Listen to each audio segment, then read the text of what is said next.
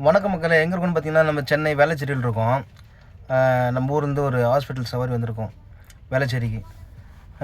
ஆனால் இந்த சென்னையில் வண்டி ஓட்டுறாங்க பாருங்கள், ஓலா, யூபர், ரேபிடோ, இன்ட்ரைவ் எக்கச்சக்கமாக இருக்குது. அது விடுங்க. ஆனால் டிராஃபிக்கில் மாட்டிக்கிட்டானா மனுஷன் ஒரு யூரின் போகிறதுக்காக அவன் படுற பாடு இருக்கும் பாருங்கள். ஏன்னா நான் பட்டிருக்கேன், டிராஃபிக்கில் இல்லை. நைட்டு இங்கேருந்து நான் நம்ம ஏர்போர்ட்லேருந்து ஒரு டியூட்டி எடுத்துகிட்டு நேராக போரூர் தாண்டினோடனே ஒரு ஸ்டாப்பு அங்கே நான் இறக்கி விட்டேன். அவங்கள இறக்கி விட்டுட்டு நைட்டு மணி 1:30 ஒரு 2 கிட்டே இருக்கும். தூக்கம் என்னால் கண்ட்ரோல் பண்ண முடியல. அவங்கள இறக்கி விட்டுட்டு நான் படுத்து தூங்கிட்டு என்ன பண்ணிட்டேன், விடியாங்கால ஒரு 7:30 ஆகிடு போயிடுச்சு.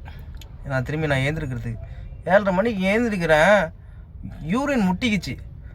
எல்லாம் வெளில எழுந்துச்சி பார்த்தா ஆள் நடமாட்டமாக இருக்குது. எங்கடா போகிறதுன்னு எனக்கு தெரியாமல் திக்கு முக்கு ஆகிட்டேன் நான். அந்த அளவுக்கு ஒரு கஷ்டமாக இருந்துச்சு. நம்ம அப்புறம் கிண்டியை பார்த்த மாதிரி நான் போட்டு வந்துட்டுருக்கேன். வண்டி எடுத்துகிட்டு எங்கடா ஏதாச்சும் ஒரு பெட்ரோல் பங்க் கிடைக்காதான்ட்டு பெட்ரோல் பங்க் பார்த்தோன்னா நம்ம ஒரு கீழே சிக்னல் கீழே லெஃப்ட் சைடில் இருக்குது பாருங்க.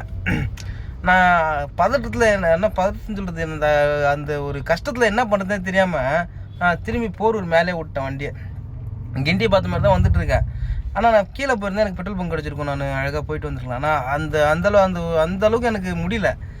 அப்போ அப்படியே மல்லு கட்டி ஒரு அரை மணி நேரம் கழிச்சு ஒரு பெட்ரோல் பங்கை பிடிச்சி அப்புறம் கொஞ்சம் ஃப்ரீயாக இருந்தேன் போயிட்டு வந்து.